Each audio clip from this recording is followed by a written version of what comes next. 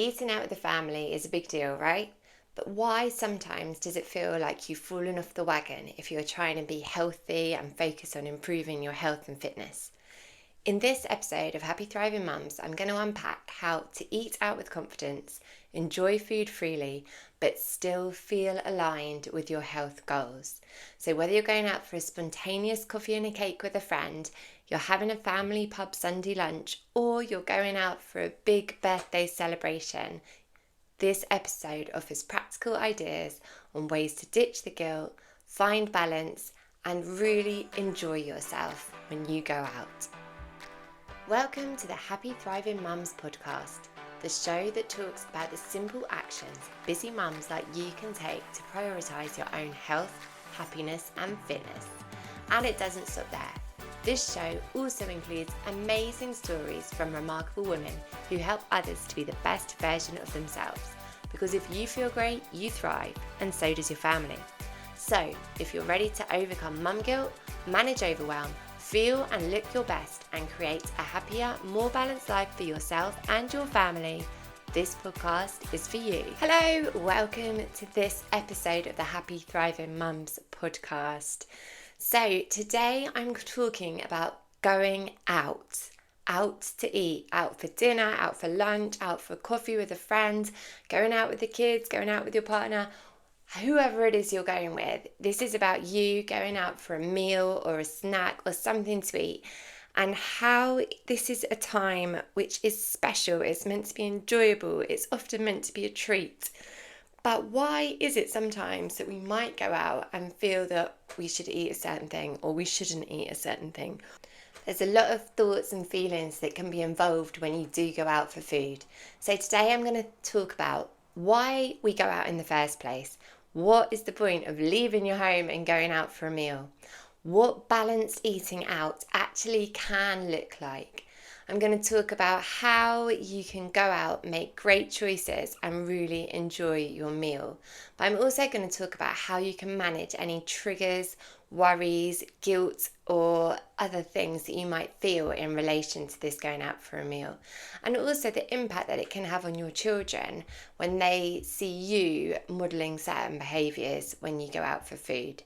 So let's get started. I want you to think about for a second, like close your eyes if it helps. When was the last time that you went out for a meal? Like out, went to a restaurant, went to a pub, went to a cafe, wherever. Whether it was with your family, whether it was with a partner, whether it was with a friend. Where were you? Think about it. Now I want you to think about how you felt when you went there. Were you just completely in your element, loving, relishing every second, looking at the menu, mouth watering? Or were you looking at the menu thinking, oh no, there's nothing here that I want, I don't know what to do? What was your feelings invoked through being in this experience? And how do you feel when you are sat there at the table trying to choose what you're going to eat from that menu? It can be so varied and it can really bring up lots of different feelings. Some people, when they go out for a meal, might go all in, go for a complete meal blowout, have whatever they want without thinking about it. Some people might go in and try and find a healthy option and stick on a healthy option. Maybe end up having something that they don't really want, but something they think that they should have. Some people might just go out and be like, oh, I'm having whatever. Don't pay it a second thought and just get on with it. It can be a really stressful process. I know, especially if you go out in a large group, whether it's a large family group or an extended friends group, going out for a meal can be really stressful, especially when the bill comes at the end and people have different thoughts on how it should be paid depending on what people have and haven't eaten. It can be such a strange process. But ultimately, when you go out for a meal, you are most likely going out for some kind of celebration, whether it's a birthday, an anniversary.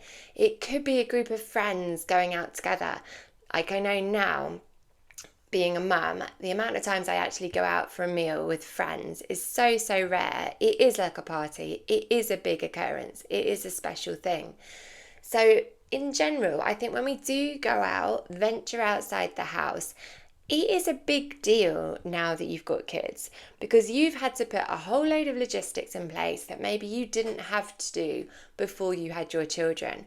Whether it's getting a babysitter, whether it's selecting a place which is child friendly and has decent kids menus and choices, whether it is finding somewhere which is suitable based on the time of year. Like obviously in the summer a pub garden is a dreamy thing, but in the winter sitting outside in a pub garden, unless you've got a heater, you're probably not going to be enjoying that ever so much.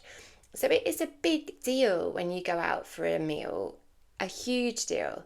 And really, it should be savoured, it should be enjoyed, because it is a beautiful, beautiful thing.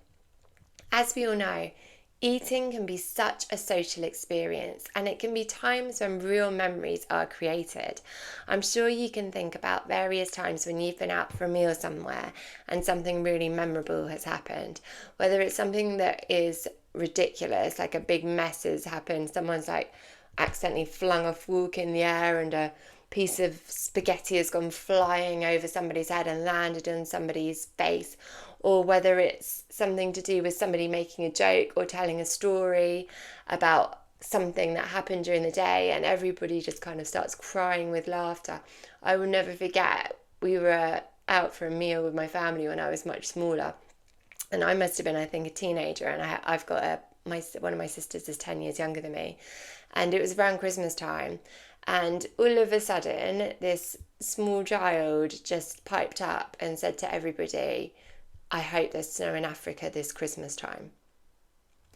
No prompting, no nothing. Clearly, the lyric from the song that she's heard probably most recently on the radio, but it makes it memorable. So going out for a meal is a big occasion, and it can be linked to so many things, so many memories, and therefore the ultimate thing is that you want it to be an enjoyable experience for everybody.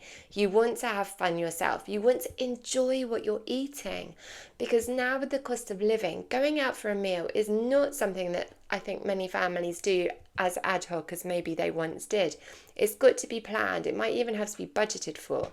And therefore, you actually really want to go and enjoy what you're eating and make the most of this experience.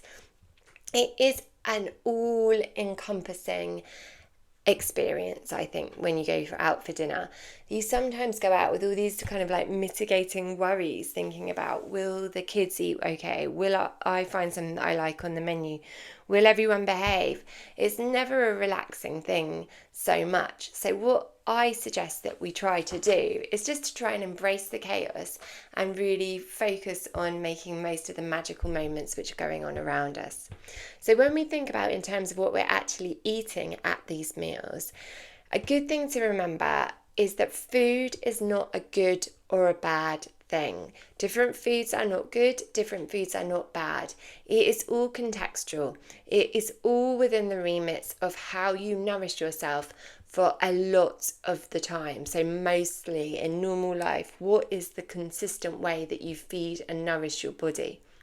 The British Dietetics Association promote the idea that when we are eating, whether you're going out, whether you're at home, what we need to be actually doing is experiencing what they call flexible, realistic eating for real life. So say if you are on a health kick, on a health drive, and you're trying to release some weight, you might end up eating or trying to be eating a bit healthier at home. So maybe you're cutting out the biscuits, you're cutting out the snacks, the chocolate, the crisps, that kind of thing.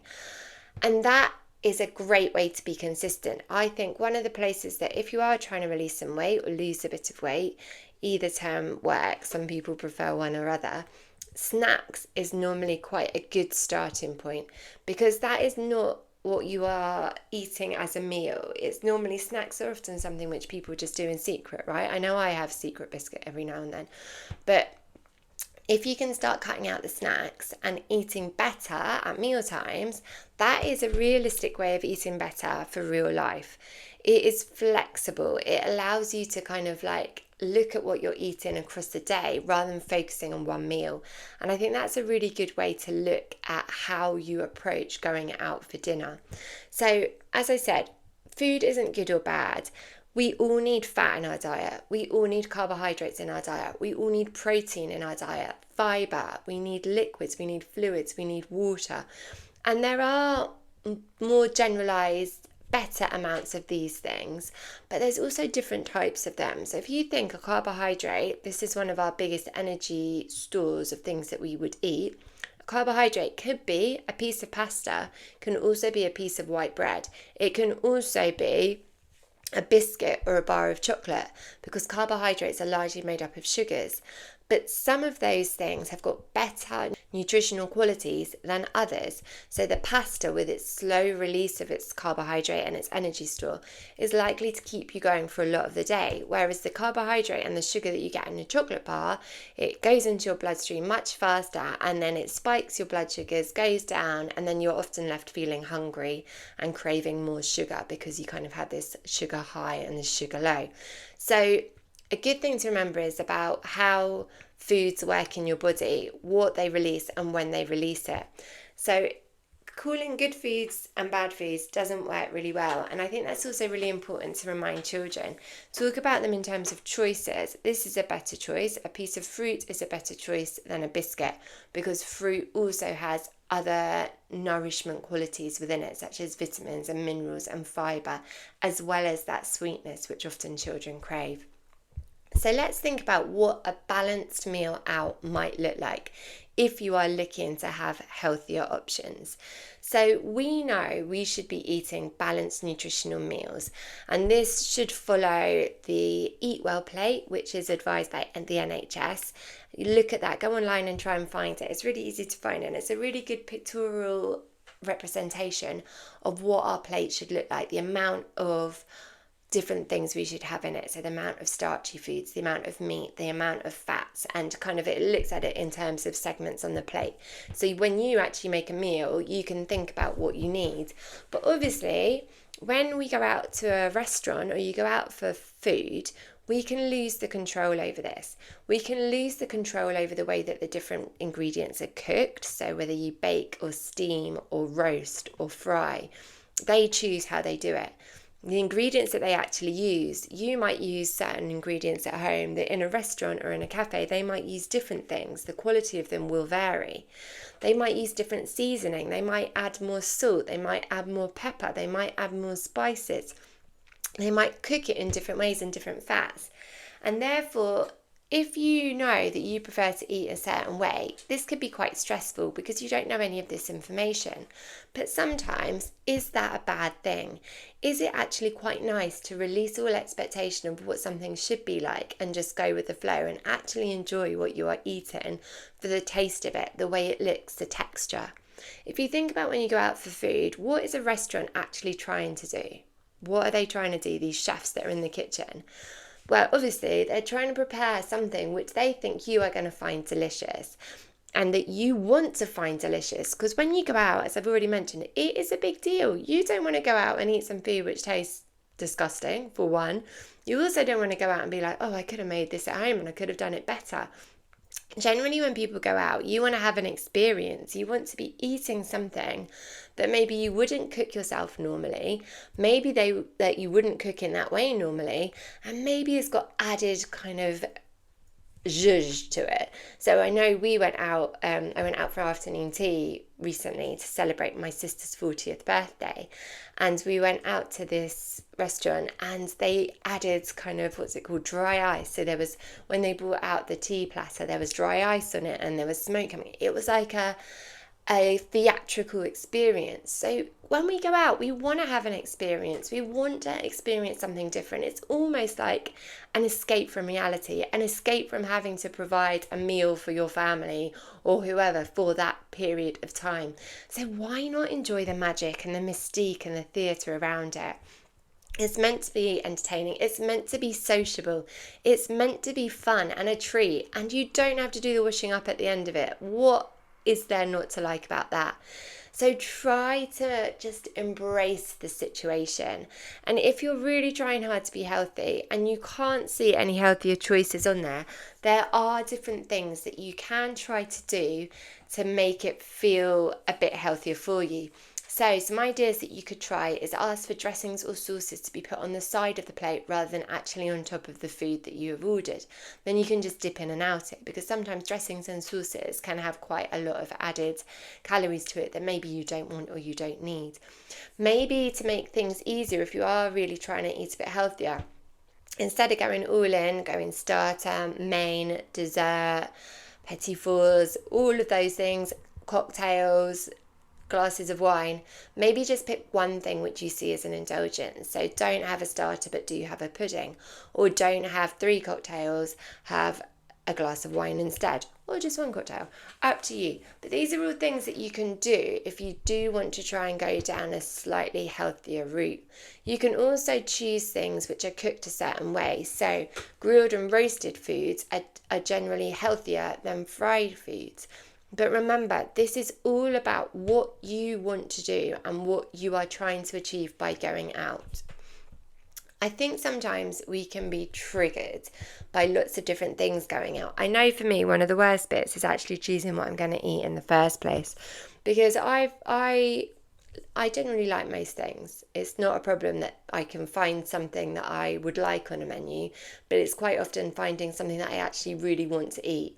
And I look at different things and then I think, oh, well, if my husband's getting something, the chances of me being jealous of what he's got are quite high, because I do get a bit of food envy. I don't know if you do as well. And so I might sit there for ages and look and look and look and look and look, and I still can't see what I want. And then the waiter or the waitress comes along and I'm panicking and I end up picking something and I'm not so happy with my choice. I need to chill out a bit sometimes, I think, when I go out for food. But it can be quite anxiety inducing. It's the pressure. No one likes pressure, do they? No one likes pressure, and especially choosing a meal. But then again, I heard the other day, does it actually matter when you think about, say you ordered something and they bring you out something else? Does that just add to a situation, added stress, which actually you don't need? Because maybe sometimes if you are bought something completely different, which is a surprise, that might be a great thing. It might be having something that you never imagined that you would have, or it might be something better than what you wanted in the first place. And actually you were like, oh, this is actually what I wanted. So getting triggered by going out can be easily done, especially as well when there's worries about what your kids will or won't eat on a menu and how you can mitigate those factors. But quite often, if you just talk nicely to the waiter or the waitress, they can change things up a little bit for you and either bring out something slightly different or do something in a slightly certain way. It can actually be really accommodating, especially if you know you're going somewhere which is really kid friendly. What I would also suggest, that if you are trying to eat a bit healthier, I know from when I was a kid, it was hammered into us that we should finish everything on our plate. You should eat everything on your plate. You should make sure that there's nothing left, because that's just what you did. I think that was like an 80s and 90s go-to, and I don't know if it's because of kind of the baby boomer situation where our children of people that had the rations from the war, and therefore when there was plentiful food, that everyone still felt they had to eat it all up in case there wasn't enough to go round. So the clean plate guilt is a thing, I think, and quite often people feel, I still feel it, that I should finish everything on my plate. But actually, if you feel satisfied, if you feel like you've had enough to eat and you've still got stuff on your plate, does it really matter? Some places will give you a box and you can take stuff home with you and you can have it later or on the next day. Or you just don't have to finish your plate. And I try and do this with my kids as well, because actually, if you're trying to get them to eat every single thing off their plate and they don't want it, is that helpful in any way? It's kind of saying that if you are full, and you should actually keep eating. And actually that's not right. Our bodies have got mechanisms in place to tell us when we're full, to tell us when we're hungry. And actually kids are pretty good at listening to those signs and kind of the knowledge that they know they've had enough or they haven't had enough. I mean, obviously, if you know they've had one mouthful of food and you're thinking you're going to be hungry again in 5 minutes, then that's a different situation. But if they get to a point and they say they're full, they probably genuinely are full. And it's the same for us. We should recognise these signs and actually pay attention to them listen to them and act accordingly. So there is nothing wrong with not finishing your plate, and sometimes that's actually the right thing to do. I know sometimes there's been times when I have definitely overeaten in restaurants in the past, sometimes because I'm excited by the food and I just don't want to waste any of it or leave any of it behind. But also I've found as I've got older and my metabolism is slowing down, if I do overeat, I can feel it. It's uncomfortable. I'm so much more bloated. And actually, there's no need for it. I just have been greedy and carried on eating when I didn't need to. So again, if you do overeat and you feel hungry later on after you've gone out for lunch and you feel hungry again at dinner, don't worry about it. Just try to return to your normal eating pattern and eating rhythm and listen to your body. And likewise, if you're not hungry later, that's absolutely fine as well. I think we sometimes forget that we can actually choose to listen to our body and our body's needs. And as long as we are maintaining what we need to eat for the energy levels that we require on a day-to-day basis, that's a good thing to listen to your body, listen to what it needs and act accordingly. I think as well we need to point out here that we know as parents we are trying to set really good examples for our children. And I know that for my kids I struggle sometimes to get them to eat healthily. So I feel that I have a responsibility, for want of a better word, to model better behaviour in the hope that as they get older they will start thinking more about healthier choices to make when they are eating. And this goes for when they go out and also at home. The problem I do think though is that in some cases, in a lot of restaurants that do so-called kid-friendly menus, the menus are very beige for children. So you get your chicken nuggets, you get your cheesy pasta, you get pizza. It's all quite samey, and I think sometimes we need to be offering more variety to our children so that they can have a better choice and understanding of what are good choices or better choices to eat at meal times. Remember, it's not the good or the bad food, it's just thinking about the choices that are available and making them wisely. So I often talk to them about how different foods give us more energy, or we need fat to keep us warm, but we don't want too much because that can make us feel tired and lethargic and harder to move. It's those kind of things that we can talk about with our children, whether you're at home or whether you're out in a restaurant, which can actually really help to understand about good or better food choices in different situations. So those are kind of like the things that I wanted to mention today. I think the key things to remember is don't look at balance of one meal and one meal alone. If you go out and you have something which isn't particularly healthy, but it was so delicious, you enjoyed eating it, it looked amazing, it got all the senses going, it was in a social occasion and you had a beautiful time, that is an incredible thing. And you shouldn't feel guilty for doing that occasionally. You shouldn't feel bad about eating more than you should once in a while because you are going out for a treat, you're going to enjoy yourself. But it's what you do consistently most of the time which is going to make the biggest difference. So make sure that you are eating nourishing things consistently, that you're eating well, you're nourishing your body, you're giving it the right vitamins, minerals, the right nutrients for it to be healthy, for it to function well, for you to feel energized. Make sure that you hydrate well as well, because by being hydrated, it gives you a kind of clearer mind. It can help you think straight. It can also help with digestion. And it can sometimes, if you think you're really hungry, sometimes you're actually thirsty. And once you've had a drink, you're like, oh, actually, I'm not so hungry as I was before. The other thing is to move regularly. By moving regularly, you are helping your body work and function optimally, and it can help with metabolism. It can help with processing the food that you eat. I'm not saying obviously go out for a run straight after eating a meal, because that's not a good thing either. You need to give your body time to digest food, and then you need to give your body time to exercise effectively. They're kind of two separate things, and your body has different needs during those two times. But by moving regularly, eating well the majority of the time, and staying hydrated, there is no reason why you shouldn't be going out for a meal somewhere with people you love to be with and having the best time. So key takeaways, for want of a better term today. If you are trying to be a bit healthier when you go out, maybe only choose one really indulgent thing for that particular meal. Just pick a dessert or a starter or a cocktail and then try and pick healthier options off the menu. Number 2, focus on your nourishment over time and how consistent you are the majority of your time rather than stressing and worrying about the effects of just one meal. Number 3, make sure you are hydrated because hydration can be really important in helping you function properly and monitoring your kind of hunger levels. Number 4, don't finish your plate if you are full.